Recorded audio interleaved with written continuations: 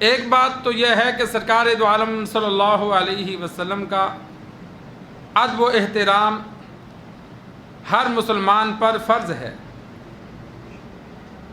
تو ادب کا تقاضا یہ ہے کہ جب بھی سرکار دو عالم صلی اللہ علیہ وسلم کا نام مبارک آئے تو درود پاک پڑھا جائے۔ اسی طرح سرکار دو عالم صلی اللہ علیہ وسلم کا نام مبارک انسان لکھے، آپ صلی اللہ علیہ وسلم کی کوئی کنیت لکھے، ابو القاسم صلی اللہ علیہ وآلہ وسلم، یا کوئی بھی آپ صلی اللہ علیہ وسلم کا نام مبارک انسان لکھے تو اس کے ساتھ صلی اللہ علیہ وآلہ وسلم پورا درود لکھے۔ بعض لوگ صرف سواد لکھ دیتے ہیں، یہ غلط ہے، پورا درود پاک لکھنا چاہیے۔ حدیث میں موجود ہے کہ آپ صلی اللہ علیہ وسلم کے نام مبارک کے ساتھ جس نے درود پاک لکھا تو جب تک وہ کاغذ دنیا میں موجود ہوگا، لکھا ہوا موجود ہوگا، لکھنے والے کو روزانہ ثواب ملتا رہے گا۔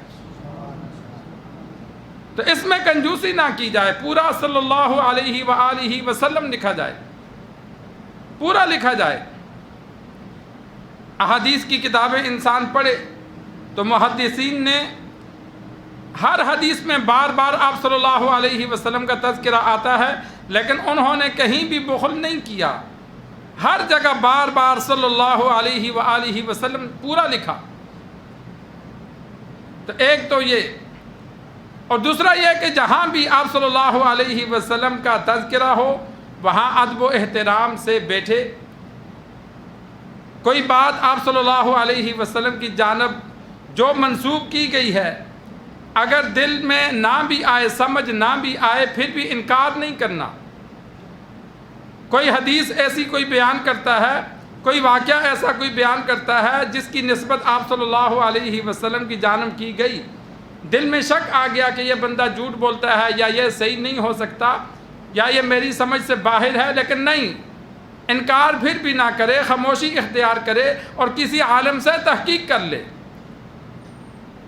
بغیر تحقیق کے فوراً انکار کر دے دینا ہے کہ یہ جھوٹ ہے، میں نہیں مانتا، اس سے کفر کا خطرہ ہے۔ ایک صاحب تھے، جنت اور دوزخ کی احادیث بیان میں ان کے سامنے آئیں تو وہ منکر ہو گئے، کہتے ایسا ہو ہی نہیں سکتا۔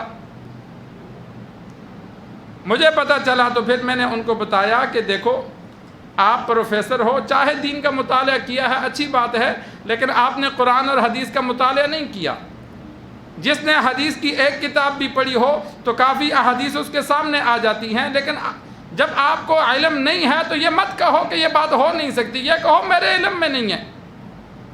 میں نے پھر بخاری شریف دکھائی، مسلم شریف دکھائی، مشکات دکھائی کہ یہ دیکھو ان میں احادیث میں صراحتاً موجود ہے، اور وہ احادیث کہ جو متواتر کے حکم میں ہیں، بالکل صحیح احادیث ہیں۔ اگر جان بوجھ کر ایسی احادیث کا انسان انکار کرے تو دار اسلام سے خارج ہو جاتا ہے۔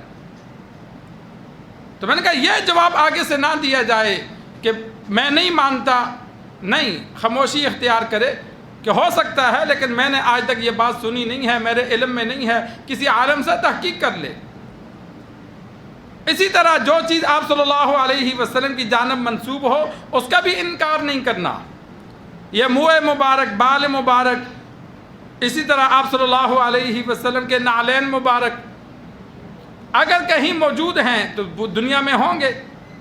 اگر کوئی بندہ دعویٰ کرتا ہے میرے پاس ہیں لیکن ہمیں یقین نہیں ہے کہ یہ سچ بولتا ہے یا جھوٹ، لیکن ہم پھر بھی احترام کریں گے کیونکہ ان کی نسبت آپ صلی اللہ علیہ وسلم کی جانب ہو گئی۔ جہاں تحقیق ہو وہاں تو یقینی ہے کہ اگلا بیان کرے گا میں نے فلاں سے لیے، فلاں سے لیے، فلاں سے لیے، میرے پاس پورا شجرہ موجود ہے۔ لیکن جہاں شجرہ موجود نہ ہو وہاں بھی علماء نے انکار کرنے سے، بے ادبی کرنے سے منع فرمایا، کیونکہ نسبت آپ صلی اللہ علیہ وسلم کی جانب ہو گئی۔ اسی طرح جو چیزیں آپ صلی اللہ علیہ وسلم کی جانب منسوب ہیں ان کا بھی ادب و احترام لازم ہے۔ صحابہ کرام کی جماعت ہے، وہ صحابہ تربیت یافتہ ہیں امام الانبیاء محمد مصطفیٰ صلی اللہ علیہ وسلم کے، ان کا ادب و احترام آپ صلی اللہ علیہ وسلم کی وجہ سے، آپ صلی اللہ علیہ وسلم کے اہل بیت ہیں، آپ صلی اللہ علیہ وسلم کے رشتہ دار ہیں، آپ صلی اللہ علیہ وسلم کی قوم ہے، آپ صلی اللہ علیہ وسلم کا وطن ہے، آپ صلی اللہ علیہ وسلم کی زبان ہے، سب کا احترام لازم ہے۔ کئی جو میں اس پر تفصیلاً پڑھا چکا ہوں کہ عرب والوں کو برا بلا کہنا یہ بھی گناہ ہے، ہوں گے غلط ہوں گے، لیکن ہم نے نہیں کہنا، ہم نے خاموشی اختیار کرنی ہے۔ اور جو سید ہیں، اگر حقیقتاً صحیح سید ہے، ایک بندے کا تو پتہ ہے نا کہ یہ من گڑت سید ہے تو اس کا احترام نہیں، لیکن جو صحیح سید ہے جس کا شجرہ نسب موجود ہے اس سید کا احترام بھی لازم ہے۔ گناہگار ہو نیک ہو، ہم نے اس سے سروکار نہیں کرنا، ہم نے آپ صلی اللہ علیہ وسلم کے خاندان کی وجہ سے اس کا احترام کرنا ہے۔ بڑے بڑے علماء، اگر چھوٹا بچہ بھی سید ہوتا تو اگر وہ کوئی جملہ کہہ دیتا تو وہ اس کا انکار نہیں کرتے تھے۔ مولانا قاسم نانوتوی رحمہ اللہ کا واقعہ موجود ہے، کہیں گئے ہوئے تھے تو ٹھہرنا ان کا ارادہ نہیں تھا۔ اب بڑے بڑے لوگوں کو پتہ تھا، بزرگوں کو پتہ تھا کہ ہم ہمارے کہنے پہ نہیں رکیں گے، تو ایک سید بچے کو آگے کر دیا۔ اس نے آ کر سلام دعا کی تو اس نے کہا حضرت جی 1-2 دن آپ ٹھہر جائیں، تو وہ خاموشی سے ٹھہر گئے کیونکہ سید کا۔ تو یہ ساری نسبتیں آپ صلی اللہ علیہ وسلم کی وجہ سے، ان کا بھی ادب و احترام۔ اور آپ صلی اللہ علیہ وسلم کا جب تذکرہ کرنا ہے، کتاب لکھنی ہے، پڑھنی ہے، کسی محفل میں جملے استعمال کرنے ہیں، تو ایسا لفظ استعمال نہیں کرنا جس سے بے ادبی ظاہر ہوتی ہو۔ ایک صاحب تھے، وہ کتاب پڑھ رہے تھے تو وہ تو کا لفظ استعمال کریں، تو نے یہ کہا، میں نے کہا یہ لفظ انتہائی خلاف ادب ہے، ہم بڑے کو تو نہیں کہہ سکتے، تو امام الانبیاء محمد مصطفیٰ صلی اللہ علیہ وسلم کے لیے یہ جملہ استعمال کرتا ہے۔ آپ کہو کہ آپ صلی اللہ علیہ وسلم نے یہ فرمایا۔ لفظ تو اور تم استعمال کرنا صراحتاً بے ادبی ہے، جو جان بوجھ کر استعمال کرے تو کفر کا خطرہ ہے۔ اور بے ادب بندہ دین پر استقامت اختیار نہیں کرتا، یہ ذہن میں رکھ لو۔ جتنا مرضی نیک ہو لیکن اگر اس میں ادب نہیں ہے تو وہ ایک نہ ایک دن دین سے ہٹ جاتا ہے۔ تو یہ آپ صلی اللہ علیہ وسلم کا جب تذکرہ ہو تو وہ بھی ادب سے،